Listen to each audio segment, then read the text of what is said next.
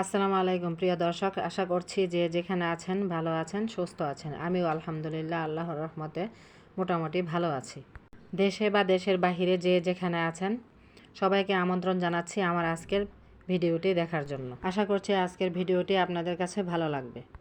মেজো মেয়েটার জন্মদিন ছিল গতকাল, তো মেয়ের জন্মদিনে ও বান্ধবীদেরকে আসতে বলেছিল, তো তাদের জন্যই আমার এই ছোটোখাটো আয়োজন।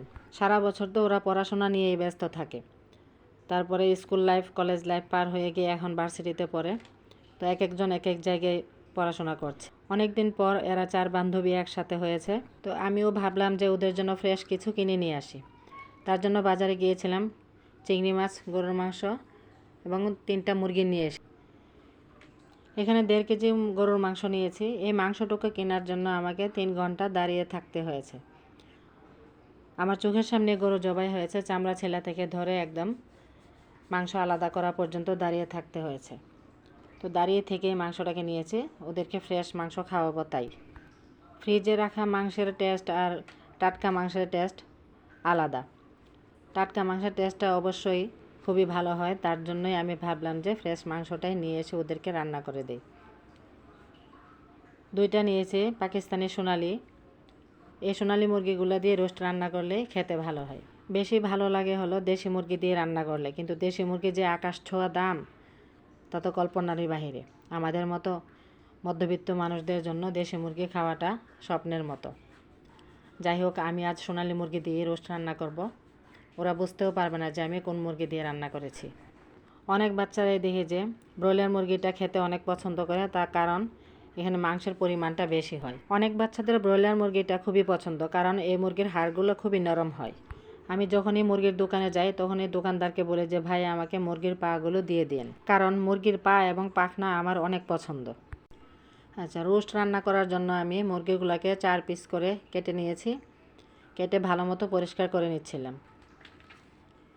ব্রয়লার মুরগি এবং পাকিস্তানি দুইটাকেই, মানে 2 রকম মুরগিগুলোকে আমি কেটে নিয়েছি। আর ব্রয়লারের যে বুকের অংশটা সেটাকে আলাদা করে নিয়েছি। তো পেঁয়াজগুলোকে খালাকে বলেছিলাম কেটে দিতে, খালা কেটে দিয়ে চলে গেছে। রান্নার কাজে প্রথমে কিছু বেরেস্তা করে নিব। প্রথমেই যদি একটু বেশি করে বেরেস্তা করে নিই তাহলে মাঝখানে আর বেরেস্তা করতে হবে না। পোলাও রান্নাতে বা রোস্টের জন্য বেরেস্তা তো অবশ্যই লাগবে, তার জন্য আগে ভাগে একটু বেশি করে নিই। বেরেস্তা করার সময় চুলার আঁচটা হাই হিটে রেখে বেরেস্তাটা করে নিলে একদম সুন্দর মচমচা থাকে, আর অল্প আঁচে বেরেস্তা করে নিলে পেঁয়াজগুলো একদম গলা গলা ভাব হয়ে যায়। এই জন্য গ্যাসটা থাকতে থাকতে আমি পেঁয়াজটাকে বেরেস্তা করে নিয়েছি। বেরেস্তার কালারটা এমন থাকতে নামিয়ে নিলেই সুন্দর হয়, আর একটু বেশি ডার্ক করে নামিয়ে নিলে আরও বেশি ডার্ক হয়ে যাবে, তখন দেখতে ভালো লাগবে না।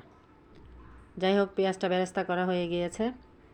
এরপর যে আমি গরুর মাংসটাকে ম্যারিনেট করে নিব। অনেক দিন আগে আমি 2 কেজি পেঁয়াজ বেরেস্তা করে নিয়েছিলাম, ওগুলি শেষ হয়ে গিয়েছে, তার জন্য আবার আজকে আমাকে করতে হয়েছে। এই যে গরুর মাংসটাকে নিয়েছি, এটাকে আমি রাঁধুনি মেজবানি মাংসের মশলার প্যাকেট দিয়ে রান্না করব। তার জন্য এখানে 1.5 কেজি গরুর মাংস নিয়েছি, হাড় এবং সলিড মাংস সহ।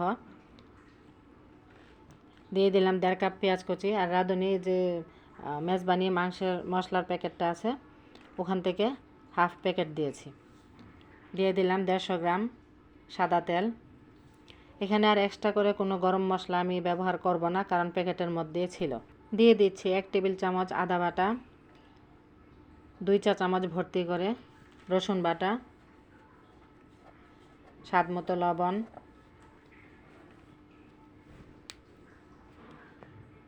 মেজবানি মাংসটা রান্না করতে দই তো অবশ্যই লাগবে।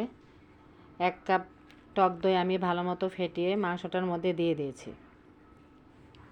এবার ভালোভাবে মিশিয়ে নেব। হাতে মেখে গরুর মাংস রান্না করলে যে সুন্দর একটা টেস্ট পাওয়া যায়, খুবই স্বাদ হয়। আগে তো আম্মাকে দেখতাম যে হাতে মেখে মুরগির মাংস, গরুর মাংস এবং খাসির মাংস রান্না করতো। কুরবানির সময় তো অনেক বেশি মাংস থাকতো, সেগুলোকে দেখতাম যে হাতে মেখেই বসিয়ে দিত চুলা। তরকারিটা চুলা থেকে নামানোর আগে একটা বাগার দিয়ে দিত। মাংসটাও আমার ম্যারিনেট করা হয়ে গিয়েছে। এবার একটু পেঁয়াজ বেরেস্তা দিয়ে আবারও মিশিয়ে নিয়ে ঢেকে রেখে দেব 30 মিনিটের জন্য। হাতের সময় বেশি থাকলে একটু বেশি সময় ধরে রাখলে ভালো হয়। যাই হোক, ছোটো মেয়েটা মেজোটার জন্য আবার একটু পুডিং তৈরি করবে, তার জন্য 1 কেজি দুধ চুলায় বসিয়ে দিয়েছে ঘন হওয়ার জন্য। মাংসটাকেও আমি আরেকটা চুলায় বসিয়েছিলাম। এই যে মাংসর গা থেকে যে পানি উঠে এসেছে, এই পানিটা দিয়ে মাংসটা সুন্দরভাবে সিদ্ধ হয়ে যাবে। চুলার আঁচটাকে লো টু মিডিয়াম হিটে রেখে চুলায় বসিয়ে দিয়েছি, আস্তে আস্তে সিদ্ধ হতে থাক। এদিকে চিকেনগুলোকে রোস্টের জন্য রেডি করে নিই। এই যে মুরগিগুলোকে সুন্দরভাবে পরিষ্কার করে ধুয়ে পানি ঝরিয়ে নিয়েছি। দিয়ে দিলাম স্বাদ মতো লবণ। সম্পূর্ণ লবণ আমি এখানে দিব না, মশলার মধ্যে কিছুটা পরিমাণে লবণ দিব। দিয়ে দিলাম হাফ কাপ টক দই। দইটাকে ভালো মতো ফেটিয়ে নিয়েছি। 1 চিমটির মতন জর্দা রং দিয়েছি রোস্টের মধ্যে সুন্দর একটা কালার আসার জন্য। জর্দা রংটা আপনারা চাইলে দিতেও পারেন, নাও দিতে পারেন। কালারটা দিলে দেখতে সুন্দর দেখায়, আর না দিলে কেমন যেন একটা সাদা সাদা হয়ে থাকে। এই যে গরুর মাংস থেকে যে পানিটা উঠেছিল, ওই পানিটা দিয়ে মাংসটা সুন্দর মতো সিদ্ধ হয়ে গিয়েছে। যে আধা ঘন্টা পর চিকেনগুলোকে ভাজতে চলে আসলাম। বেশি ভাজবো না, হালকা ভাজা হয়ে গেলে নামিয়ে নেব। আমি 2 পিঠে ভেজে নিয়েছি, 1 মিনিটের মধ্যে ভাজা হয়ে গিয়েছে। রোস্টে কখনোই আমি গরুর দুধ দেই না, পাউডার দুধ দিয়ে রান্না করার চেষ্টা করি। তো 4 চামচ পাউডার দুধ নিয়েছি কাপটার মধ্যে। হাফ কাপ কুসুম গরম পানি দিয়ে দুধটাকে ভালো মতো গুলিয়ে রেখে দিব। রোস্টের জন্য একটা স্পেশাল মশলা তৈরি করব। সবগুলোকে আমি একসাথে একটা বাটিতে মিশিয়ে নিব। দিয়ে দিলাম 2 চা চামচ আদা বাটা, 2 চা চামচ রসুন বাটা, হাফ চা চামচ দিয়ে দিলাম লাল মরিচের গুঁড়া। রাঁধুনি রোস্টের মশলার প্যাকেট থেকে দিয়ে দিয়েছে হাফ প্যাকেট মশলা। 1.5 টেবিল চামচ দিয়ে দিলাম টক দই। চিকেনটা ম্যারিনেট করার সময় সামান্য পরিমাণে লবণ দিয়েছিলাম, এখন আবার আরও একটু দিয়েছি, আর লবণ লাগবে না। দিয়ে দিলাম অল্প করে পেঁয়াজ বেরেস্তা, দিয়ে ভালো মতো একসাথে সবগুলোকে মিশিয়ে নেব। 2 চা চামচ টমেটো সস দিয়েছি, এটা আমার বাসায় বানানো টমেটো সস। ভালো মতো মিশিয়ে নিয়ে সাইডে রেখে দেব। এবার চুলায় একটি হাঁড়ি বসিয়ে দিয়ে এখানে দিয়েছি পরিমাণ মতো তেল, পেঁয়াজ কুচি, তেজপাতা, এলাচি, দারচিনি। হালকা ভাজা হয়ে আসলে এই যে মশলাটা বাটিতে তৈরি করে রেখেছিলাম, সেগুলোকে দিয়ে ভালো মতো কষিয়ে নেব। আমি মনে করছিলাম যে বাসার মধ্যে আলু বখরা আছে, কিন্তু ফ্রিজে ধরে দেখে যে আলু বখরাটাও শেষ হয়ে গিয়েছে। তার জন্য আমি 1 টেবিল চামচ কিশমিশ দিয়ে দিই। 1 টেবিল চামচ পেঁয়াজ বাটা দিয়ে দিচ্ছি। এটা আরও আগেই দেওয়া দরকার ছিল, যাই হোক সমস্যা নাই, এখনও দিয়ে ভালো মতো কষিয়ে নিলেই হয়ে যাবে। এই যে ভেজে রাখা চিকেনগুলোকে দিয়ে দিচ্ছি। চিকেনগুলো দিয়ে ভালোভাবে মশলার সাথে মিশিয়ে নেব। মশলার সাথে মিশিয়ে ঢেকে রেখে দিব 5 মিনিটের জন্য। দিয়ে দিলাম 1 চা চামচ কেওড়া জল। আরও দিয়ে দিচ্ছি 2 টেবিল চামচ বাদাম বাটা। বাদাম বাটাটা দিলে রোস্টটা খেতে খুবই মজা হয়। কেওড়া জলটা দেওয়ার কারণে রোস্টে খুবই সুন্দর একটা ফ্লেভার আসবে, মনে হবে যেন বিয়েবাড়ির রোস্ট। যে 5 মিনিট পর আবারও নেড়ে দিচ্ছিলাম, সুন্দর মতো সিদ্ধ হয়ে গিয়েছে। পাউডার দুধটাকে যে গুলিয়ে রেখেছিলাম দিয়ে দিলাম সেই দুধটা। দুধের কাপটাকে ধুয়ে সামান্য পরিমাণে পানি দিয়েছি। এবার ভালোভাবে সব কিছু মিশিয়ে নিয়ে ঢাকনা দিয়ে ঢেকে রেখে দেব 10 মিনিটের জন্য। 10 মিনিটের মধ্যে সম্পূর্ণ রান্নাটা কমপ্লিট হয়ে যাবে। এই যে উপর দিয়ে তেল ভেসে আসছে। 4-5টা কাঁচামরিচের আগালিটা ভেঙে দিয়ে দিচ্ছি সুন্দর একটা ঘ্রাণ আসার জন্য। দিয়ে দিলাম 1 মুঠ পেঁয়াজ বেরেস্তা। এবার দিয়ে দেব 1 টেবিল চামচের মতো ঘি। ঘি, পেঁয়াজ বেরেস্তা এবং কাঁচামরিচের ফ্লেভারটা সুন্দর মতো চিকেনের মধ্যে ঢুকে যাবে। ঢেকে রেখে দেব আরও 5 মিনিট। উপর দিয়ে খুবই সুন্দরভাবে ঘি এবং তেল ভেসে এসেছে। গ্রেভিটাও খুব সুন্দর গাঢ় হয়ে গিয়েছে। চুলা থেকে নামানোর পরে এটা আরও ঘন হয়ে যাবে। এখন চুলায় যদি আরও একটু ঘন করে নিই, মানে আরও একটু শুকিয়ে নিই, তাহলে একদমই শুকনা হয়ে যাবে। আরও একটু শুকিয়ে নিতাম আমি, কিন্তু বাচ্চারা খাওয়ার সময় খালি গ্রেভি চাই, তার জন্য এই অবস্থাতেই নামিয়ে নেব। এদিকে আমি চাইনিজ সবজিটাকেও রান্না করে নিয়েছি। 2 টেবিল চামচ কর্নফ্লাওয়ার হাফ কাপ পানিতে গুলিয়ে দিয়ে দিচ্ছি, আর সাথে সাথে নাড়তে হবে, তা না হলে আবার মাঝখানে দলা পেকে যাবে।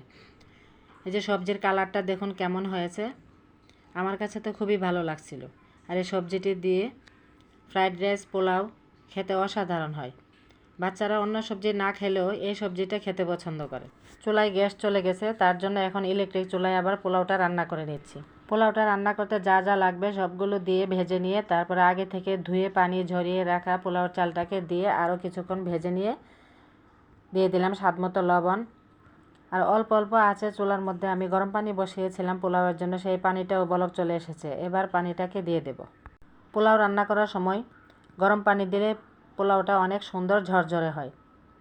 আর পানির পরিমাণটা সব সময় 1 পট চালে 2 পট পানি লেগে, সেই মতো হিসাব করে 1 পট পানি কম দিলেই ভালো হয়। আমি এখানে 1 কেজি চালের জন্য 2 কেজি পানি লাগে হিসাবে, তাও আমি 250 গ্রাম পানি কম দিয়েছি।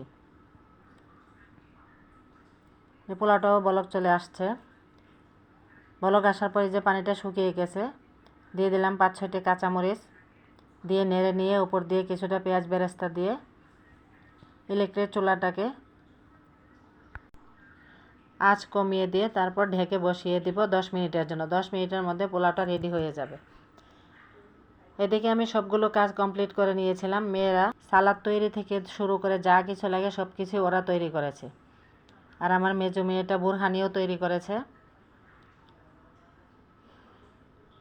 এই যে টেবিলে সব কিছু ওরা গুছিয়ে দিয়েছে। এই যে ছোটো মেয়ে বলছিলাম যে দুধ জাল করতেছে, বোনের জন্য পুডিং তৈরি করবে। এই যে দেখুন পুডিংটা তৈরি করেছে, ওর জীবনের প্রথমবার এই পুডিং তৈরি করা। পুডিংটা কেমন হয়েছে প্লিজ আপনারা সবাই কমেন্টে জানাবেন, তাহলে আমার মেয়েটা অনেক খুশি হবে।